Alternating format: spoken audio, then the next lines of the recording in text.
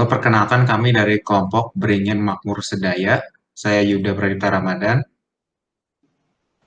Saya Laksono Bramantio. Saya Ali Yusuf. Dan saya Samuel Mulatua. Dan berikut adalah tugas kelompok kami, yaitu pertama kami akan jelaskan cara melakukan setting VPS droplet dengan DigitalOcean, kemudian kami akan menjelaskan cara mengelola domainnya, dan terakhir akan kami jelaskan juga mengimpor data ke master datanya. Baik, kami akan memulai dengan penjelasan mengenai cara untuk melakukan instalasi Udo 12. Dan pada kasus yang kami gunakan kali ini adalah kami melakukan instalasi dengan konfigurasi seminimal mungkin untuk membuat Udo dapat berjalan. Pada kasus ini menggunakan DigitalOcean dengan konfigurasi paling kecil, yakni yang seharga $5 dengan spesifikasi 1 CPU dan juga 1 GB RAM. Untuk memulai, dapat masuk ke dalam laman DigitalOcean dan membuat sebuah droplet baru. Dan untuk mempermudah, karena kita akan melakukan deployment Udo dengan Docker, nah di sini kita bisa melakukan inisialisasi droplet dengan apps di sini. Jadi kita bisa cari yang sudah pre-installed dengan Docker. Nah, sehingga nanti kita tidak perlu melakukan kembali instalasi Docker. Nah, setelah kita telah memilih droplet yang diinginkan, maka kita akan mendapatkan akses SSH dan juga IP public dari droplet yang kita miliki. Sehingga untuk melakukan konfigurasi, kita cukup melakukan SSH ke dalam droplet tersebut. Nah, berikut ini adalah droplet yang telah disetting dengan IP public yang disediakan. Yang akan kita lakukan adalah melakukan SSH ke dalam server kita.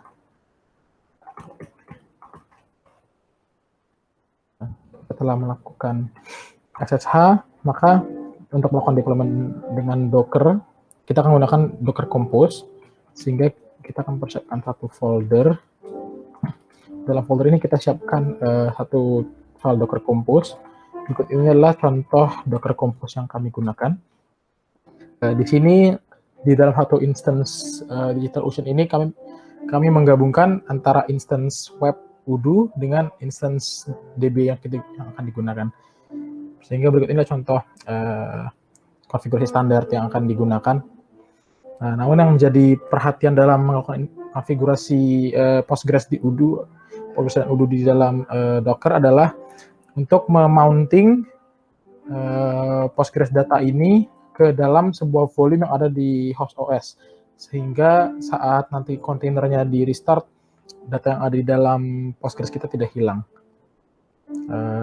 Dan juga di sini untuk portnya jangan lupa untuk di expose. Di sini kami expose ke 8069. Mengapa? Karena nanti untuk di expose di port 80-nya kita akan gunakan reverse proxy dengan Nginx, sehingga nanti kita bisa set SSL-nya dengan menggunakan Let's Encrypt secara gratis. Setelah melakukan persiapan Docker Compose, juga jangan lupa untuk menambahkan folder config, karena folder config tersebut secara default nantinya akan ter-override oleh Docker. Sehingga kita perlu menyiapkan satu folder config dengan isinya adalah add-on path-nya. Di sini contohnya di /mnt/extra add-ons. Karena nanti kita akan install modul eksternal seperti untuk accounting. Jika sudah, maka untuk menjalankan cukup Docker Compose up -d. Lalu jika sudah berjalan, kita cukup cek dengan let docker ps. Kita lihat bahwa kontainer Udo dan kontainer Postgres kita telah berjalan di port masing-masing. Nah, lalu untuk mengekspos ke port 80, kita cukup menginstall Nginx, di mana di sini saya sudah setting dan juga menjalankan Nginx. Dia sudah berjalan. Kita akan coba lihat bagaimana setting Nginx yang digunakan. Di sini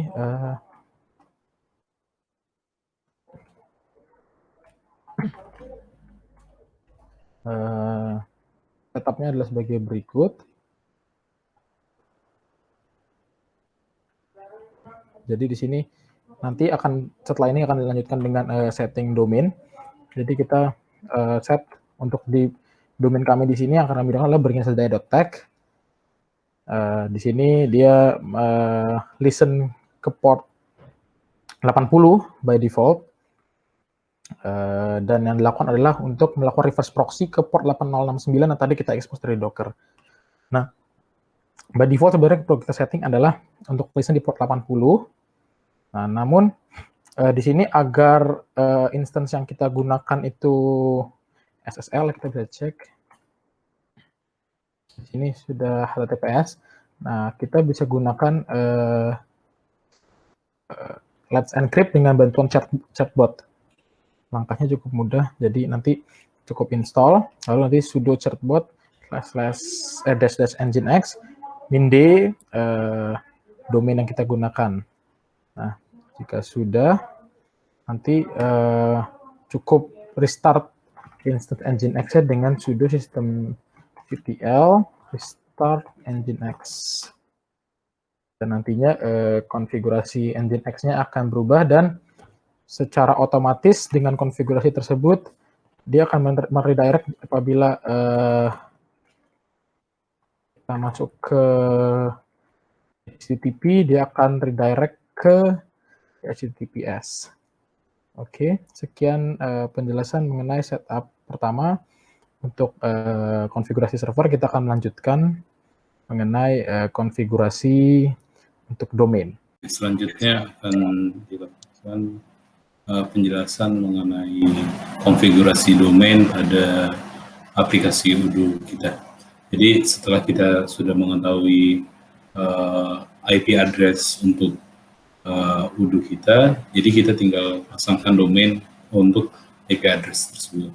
Jadi untuk domain yang kita gunakan, kita menggunakan dari .tech companies, dan di sini kita juga menggunakan GitHub Student Pack agar mendapatkan gratis ya, domainnya. Jadi tinggal cukup masuk ke sini git.tech/GitHub Student Developer Pack, terus kita cari domain yang kita butuhkan. Nah, setelah sudah untuk registrasinya sudah selesai, maka kita dapat mengakses domainnya itu ntar dikasih URL control panel melalui email dan akan redirect ke halaman berikut. Nah, di dalam halaman ini kita yang perlu kita konfigurasi adalah DNS-nya. Jadi kita tinggal klik manage DNS. Nah, di sini nih sebentar. Nah, ini dikarenakan saya sudah menambahkan DNS untuk domain-domain yang dibutuhkan, jadi seperti ini di sini. Apabila saya ingin menambahkan lagi DNS baru, jadi kita tinggal tambahkan hostname-nya apa, terus IP address-nya kemana, kan yang seperti kita ketahui bahwa sebelumnya sudah dikonfigurasi servernya dan mendapatkan IP address, jadi kita tinggal taruh saja. Oh, udah, kita add record, nanti akan tertambah di menu sini. Jadi apabila sudah ditambahkan, apabila sudah ditambahkan, nanti kita tunggu beberapa menit saja, dan apabila sudah menunggu, nanti akan otomatis sudah dapat diakses melalui domain yang telah diinginkan. Nah, perlu dilihat bahwa saya mendaftarkan ada www dan tanpa www. Nah, ini agar kita lebih ini sih, jadi biar domainnya itu dapat diakses melalui www atau menggunakan wildcard. Jadi melalui beringinsedaya.tech saja sudah bisa, atau menggunakan www juga bisa. Nah, terus apabila sudah dan sudah seperti ini saja untuk setup domainnya, cukup mudah. Berikut adalah cara melakukan import data untuk bringin makmur sedaya. Ini ada untuk import data di bagian di modul accountingnya. Jadi ada bisa dilihat di sini chart of account, bank account, beginning balance, dan partner. Berikut pertama kita import COA dulu. Chart of account kita modul accounting, configuration chart of account. Nah di sini udah saya hapus-hapuskan yang tidak perlu, udah dilakukan unlink. Untuk itu kemudian kita import aja filenya. Load file di sini nggak kelihatan tapi saya lagi milih file Excel atau CSV chart of account-nya. Nah di sini sudah ada. Ini pertama untuk file ini saya tidak ada headed kolomnya, jadi di uncheck aja itu. Kemudian di sini ini name, ini code, ini parent kode, parent ID atau tapi nggak ada di sini jadi nggak usah. Kemudian di sini ini type, dan ini allow reconciliation. Nah di sini view itu tidak ada type-nya, jadi kita create if doesn't exist aja. Kalau enggak kita tes import error, jangan error. Ke create if doesn't exist. View ini tidak, dia bukan ini, dia lebih ke kayak big parent, lebih ke parent, jadi enggak terpakai. Nggak apa-apa dibuat aja view. Kita tes import udah bisa, dan klik import.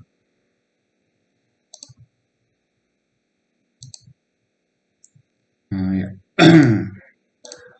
Jika sudah, kemudian kita samakan ID yang tadi tidak dihapus, contohnya piutang usaha. Terus ada 2. Di sini ada 2. Ini yang baru kita import tadi. Di sini. Dan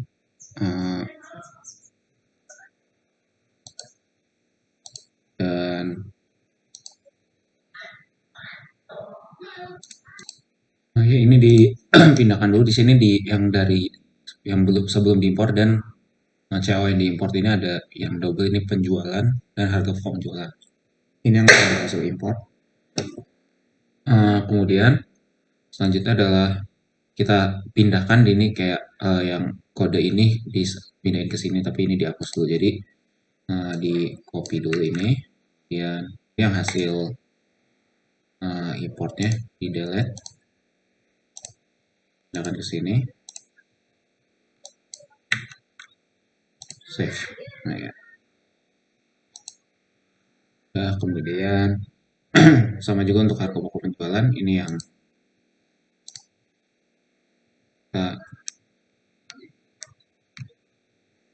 kita import.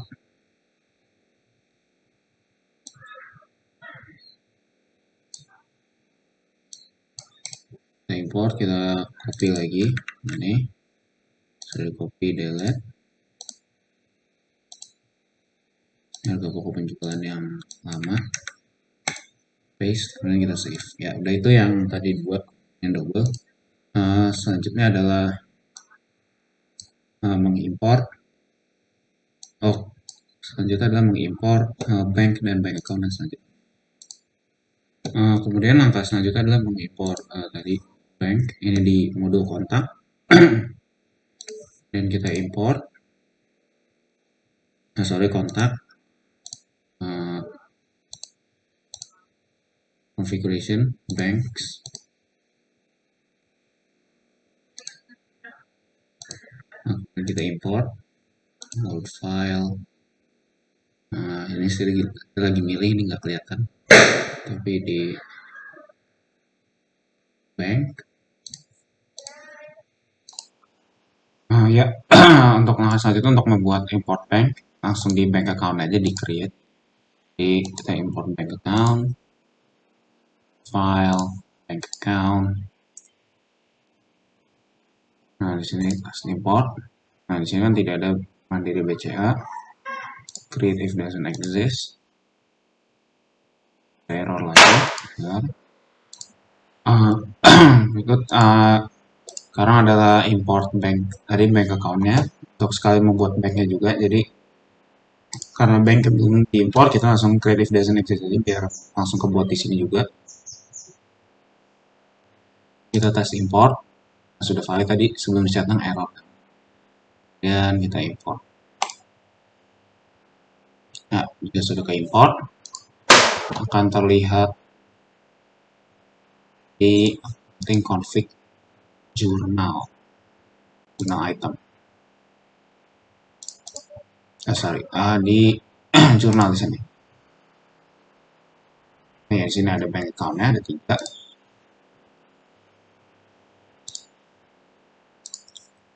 Masih ada accounting, langkah selanjutnya adalah kita mengimport vendor dan customer, import partner. Jadi kita ke salah satu sini aja, ke customer misalnya, klik import, load file.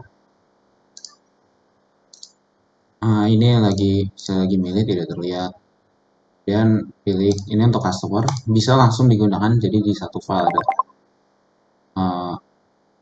customer dan ada vendor, tapi di sini kita berbeda filenya, jadi pisahkan aja. Tes import, if is valid, ini untuk customer istilah seperti itu. Nah, sudah berhasil, sudah ada ini customer-nya. Kemudian kita import vendornya di vendor, import file. Di sini saya lagi milih, ini tidak terlihat videonya.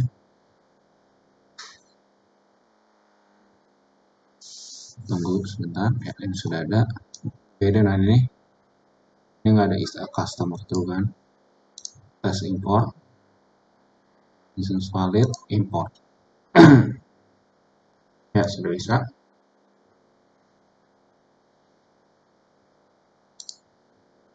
Selanjutnya kita akan import setelah partner, import saldo awal akuntansinya. Untuk saldo awal akuntansi,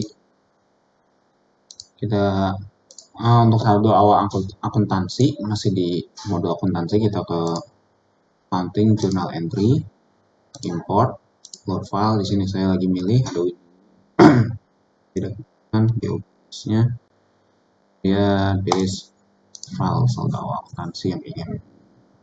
Sudah ada, tes import untuk memastikan everything is valid, udah benar. Import. Ini sudah selesai. Selanjutnya kita post ini, journal entry ini belum ke post, masih di unposted statusnya. Klik dan kita post. Sudah di post. Halo semuanya, baik. Jadi di sini saya akan melanjutkan proses import data pada Odoo kita. Di sini saya akan mengimport beberapa master data, yaitu yang pertama ada kategori barang, unit of measure, produk, kemudian ada saldo stok inventory, dan ada user, seperti itu. Baik, kita langsung mulai saja untuk mengimport master data kategori barang. Kita perlu ke modul inventory, kemudian configuration, dan product categories. Kemudian di sini kita klik import seperti biasa. Kita pilih filenya, kategori barang. Jika sudah, kita tes import terlebih dahulu. Ternyata valid, kemudian kita import. Dan sudah terimport. Baik, selanjutnya kita akan mengimport unit of measure. Kita ke inventory, configuration, kemudian UOM. Nah, di sini kita import, load file, kemudian pilih file unit of measure. Jika sudah, kita tes import. Jika memang sudah valid, kita import. Dan sudah terimport. Selanjutnya kita mengimport master data produk. Untuk mengimport master data produk, kita ke inventory, kemudian master data, kemudian produk. Nah, di sini produknya masih kosong, kemudian kita import, load file, pilih file produknya.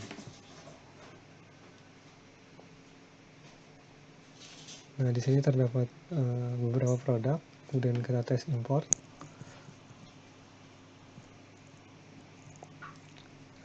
Dinyatakan valid. Oke, kita langsung import list produk.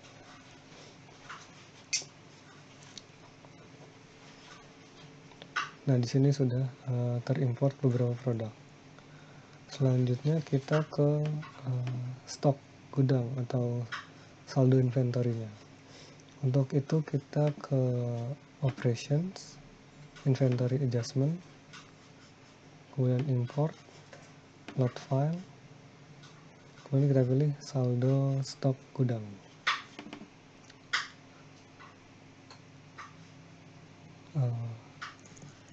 Di sini product name, harusnya name ada name.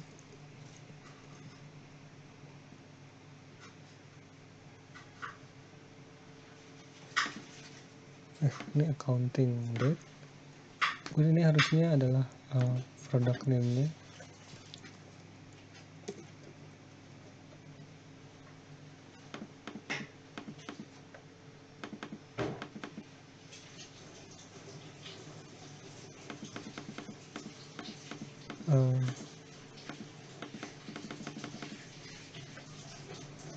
Oh ya, namun sepertinya karena di sini sudah ada inventories produk atau ID dari product name-nya ini dari P01 sampai P10, maka sebenarnya sudah terkait ya. Jadi P01 itu CPU, untuk CPU nanti akan ditambahkan sebanyak 74 unit seperti itu dan seterusnya. Jadi di sini sudah oke, kita tes import dan ternyata valid. Selanjutnya kita import. Nah, di sini telah sukses terimport. Kemudian selanjutnya kita akan start inventory, tapi sebelum itu kita akan cek dulu produknya. Di sini produk on hand-nya masih 0, yang berarti belum ada. Kemudian di sini kita akan start inventory. Nah, di sini sudah, terus kita validate.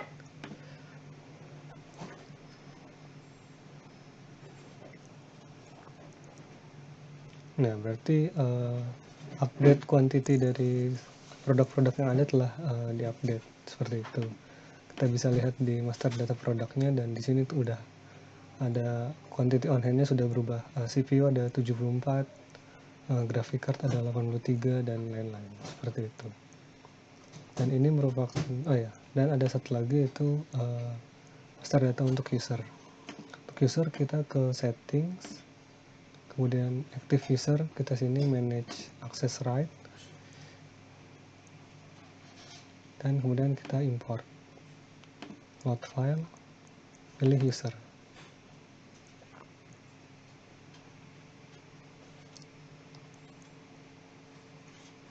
Nah, di sini ada nama, untuk kemudian password loginnya, password login, email login. Ini password inisial yang nanti bisa diubah oleh masing-masing user. Kemudian kita tes import, valid, dan kita import. Nah, sudah terimport untuk master data usernya. Di sini seharusnya ada satu lagi, yaitu template price list. Namun saya sendiri masih mengalami kendala dalam mengimportnya, masih terdapat error seperti itu, jadi saya masih belum bisa. Jadi untuk template price listnya ini belum akan saya tunjukkan pada video ini. Sekian untuk video upload master data yang saya lakukan. Terima kasih.